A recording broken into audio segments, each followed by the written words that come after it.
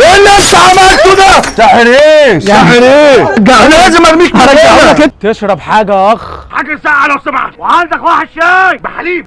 انا اسف. طبعا كلنا فاكرين المشهد ده. صاحب المشهد ده قاعد ورايا اهو، حسن الهلالي، اطول شنب في مصر، قاعد مع الفنانه ندوشكا.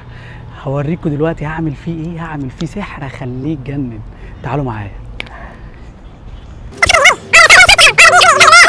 بص بقى، انا قعدت مع الفانز بتوعي، قلت لهم ان انت راجل جامد جدا، فانا هعمل معاك حاجه جامده جدا.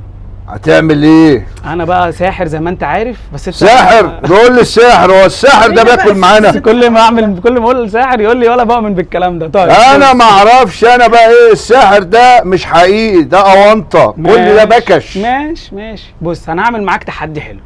لو انا جننتك هتحكي لنا قصه الفيلم والمشهد اللي طلعت فيه مع محمد سعد.